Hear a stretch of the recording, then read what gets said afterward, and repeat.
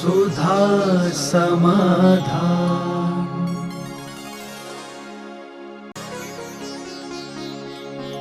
नमोस्तु गुरुदेव। पंचम काल में सम्यक दृष्टि और भावलिंगी मूल गुण धारक मुनिराजों को जो लोग आहार दान नहीं देते हैं, उनको कौन से कर्म का बंध होता है? देखो, आगम के अनुसार किसी एक व्यक्ति विशेष मुनि को नहीं मानना, उसके शिथिलाचार के कारण, उसकी चर्या सदोष के कारण, तो वो कोई बात नहीं है। लेकिन जो समूचे मुनियों में ये मानते हैं कि पंचम काल में मुनि होते ही नहीं हैं, किसी भी मुनि को नहीं मानते हैं, वे नियम से मिथ्या दृष्टि ही हैं। उज्ज्वल कुंदकुंद स्वामी महाराज ने लिखा, आगम के अनुसार पंचम काल के अंत तक भावलिंगी मुनिराज रहेंगे, और भावलिंगत्व के माध्यम से उन्होंने मोक्ष का तो निषेध किया, लेकिन देवत्तम, इंद्रत्तम, लोयंतम च, लोकांतिक इंद्रपद आदि प्राप्त कर सकते हैं। और जो ऐसा नहीं मानते हैं, उनके लिए स्पष्ट रूप से गाथा दी, सहज उपन्नम रूपम दट्टूणम जो न मन्ये मश्चर्य सो संजम परिहन्नो मिच्छा इट्ठी हवई जीव। जो यथाजात मुद्रा को देख करके माश्चर्य राग द्वेष आदि भाव से उनको नहीं मानते हैं, वे नियम से मिथ्या दृष्टि हैं, अनंत संसारी हैं। ये कुंदकुंद भगवान की गाथा है। इसलिए वो मिथ्या दृष्टि ही मानना चाहिए, उनको सम्यक दृष्टि नहीं मानना चाहिए। जो ये मानते हैं कोई मुनि पंचम काल में होते ही नहीं हैं, ऐसे लोग अनंत संसारी मिथ्या दृष्टि हैं, वे निंदा के पात्र हैं, माध्यस्थ के भाव के पात्र हैं। नमोस्तु गुरुदेव। सरल बनने के क्या उपाय होते हैं? सरल होना इसलिए कठिन है क्योंकि व्यक्ति सरल होने में कोई ना कोई दोष तो करता ही है, और वो दोषों को दुनिया में सामने लाने के लिए डरता है कि मैंने जो गलती, जो मैं सोच रहा हूँ, यदि दुनिया को पता चल जाए तो दुनिया की नज़रों में गिर जाऊँगा। जो मैं कर रहा हूँ किसी ने देख लिया तो मेरी स्थिति खराब हो जाएगी। तो ये जो भय है उसके लिए, उस भय के कारण से और भय की स्थिति के कारण से ऐसी स्थिति बनती है कि सरल होना बहुत कठिन है। क्योंकि सरलता में व्यक्ति ये नहीं विचार करता, सरल व्यक्ति कहता है गलत है तो शायद दूसरे ने किया हो या मैंने किया हो, गलत तो गलत ही है, उसकी निंदा होना ही चाहिए। आज प्रातःकाल का प्रवचन इसी में कहा, सरल व्यक्ति कहेगा दूसरा व्यक्ति यही कार्य करता तो उसकी निंदा करते हैं, तो मैंने गलत किया है तो मेरी निंदा होना चाहिए। दूसरा गलत सोचता है तो उसका बुरा होता है, मैंने गलत सोचा तो मेरा भी बुरा होना चाहिए। ऐसी हिम्मत करना, साहस करना, दूसरों के दोष देख करके अनदेखा करना कठिन है, और स्वयं के दोषों को उजागर करना उससे भी ज़्यादा कठिन है। दूसरे के दोषों को देखकर हम अनदेखा नहीं करते और स्वयं के दोषों को छुपाने के भाव करते हैं। यानी दूसरों के दोष तो हम झांक करके देखते हैं और स्वयं दोष छुप करके करते हैं, यही वक्रता का कारण है। नमोस्तु गुरुदेव। सिद्ध क्षेत्र और अतिशय क्षेत्रों में अभिषेक करने पर हमें कौन सा पुण्य लगता है? अभिषेक एक ऐसी आवश्यक क्रिया है, जैसे आप ग्रस्तों के लिए बिना नहाए आप आहार नहीं दे सकते, बिना नहाए आप आहार नहीं कर सकते, बिना नहाए अभिषेक नहीं कर सकते। इसी प्रकार जैन श्रावक के लिए बिना अभिषेक के वह जैन श्रावक की किसी क्रिया करने लायक नहीं रहता। तो ये अनिवार्य क्वेश्चन कहलाते हैं। पुण्य और पाप का सवाल है तो स्पष्ट अभिषेक पाठ में खुद लिखा हुआ है त्वाम सीय कलमश गणोन्मथ नाय देव शुद्धोदकई रभिनयाम महाभिषेकम। अपने जो शुद्ध अभिषेक है अपने पापों को धोने के लिए किया जाता है। मूर्तियों का अभिषेक का बहुत फर्क होता है, हर मूर्ति एक समान नहीं होती। आज प्रातःकाल हमने कहा ना 24 तीर्थंकर हैं, लेकिन पारसनाथ का एक अलग ही एनर्जी लेवल है। पारसनाथ की चर्या ही एनर्जी लेवल है, उनकी कथा भी एनर्जी लेवल है, उनका नाम भी एनर्जी लेवल है, उनकी मूर्ति भी एनर्जी लेवल है। क्योंकि उसकी मूर्ति को देख करके जो भाव आता है, तुरंत भाव आता है कि ये वो पारसनाथ हैं जिनके ऊपर संकट आने पर देवताओं के सिंहासन उठ गए थे, देवता भी उनको बचाने आ गए थे, देवता ने भी संकट दूर करने का भाव किया। किसी भी तीर्थंकर के जीवन में संकट तो आए हैं, लेकिन कोई देवता बचाने नहीं आया। आदिनाथ भगवान 7 महीने 8 दिन निरंतराय घूमते रहे, किसी देवता ने आकर के विधि नहीं मिलाई। देवता ने सुपार्श्वनाथ भगवान के ऊपर उपसर्ग हुआ, कोई देवताओं ने आके नहीं बचाया। महावीर स्वामी के ऊपर उपसर्ग हुए, किसी देवता ने आके नहीं बचाया।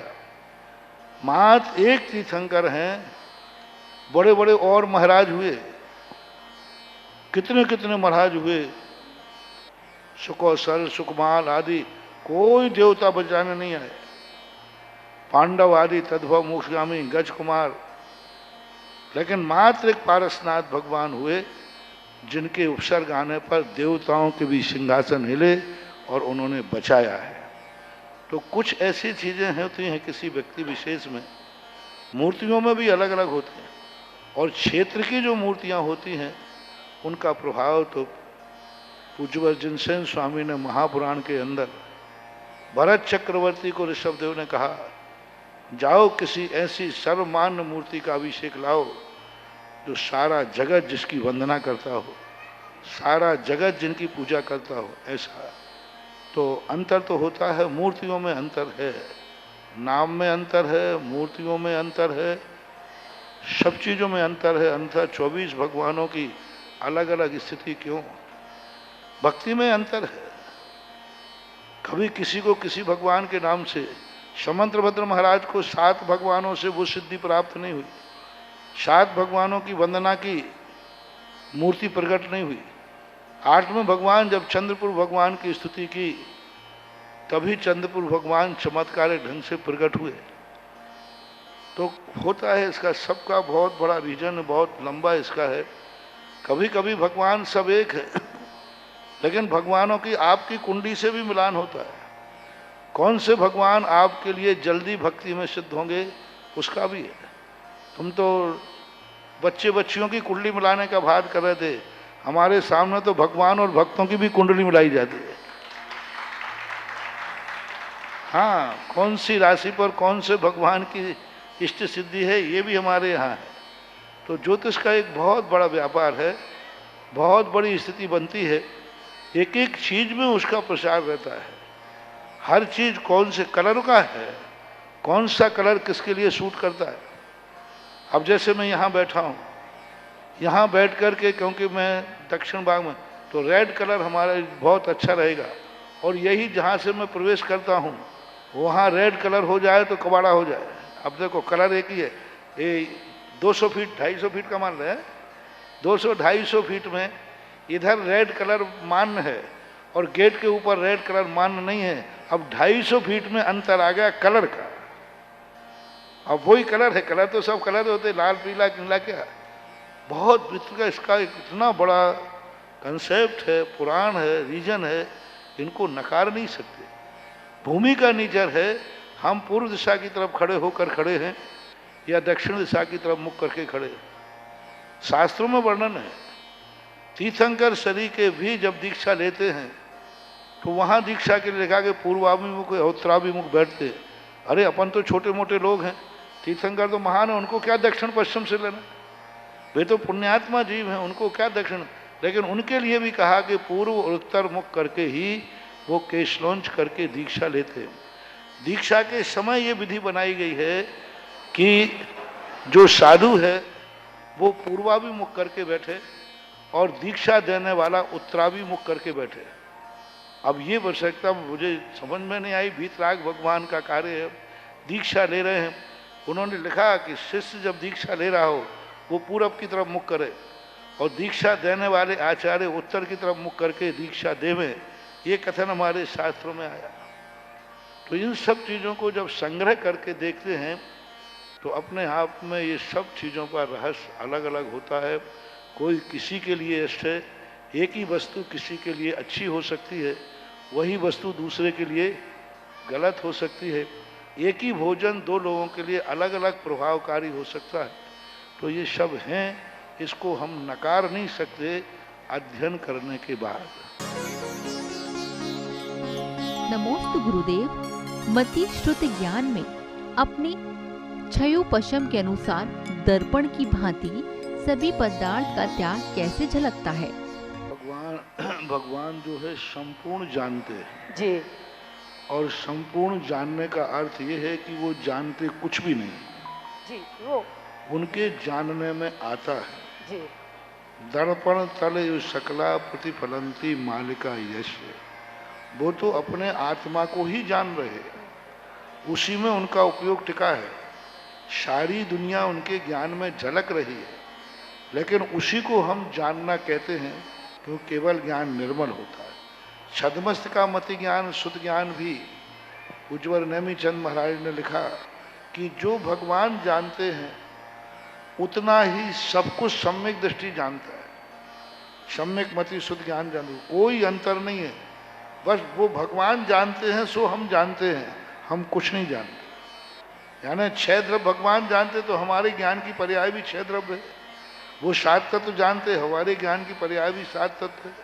वे 343 घन राजू 3 लोग को जानते हैं तो हमारा शुद्ध ज्ञान भी वैसे ही है। फर्क है कि वो स्वयं जानते हैं, हम उनके थ्रू जानते हैं।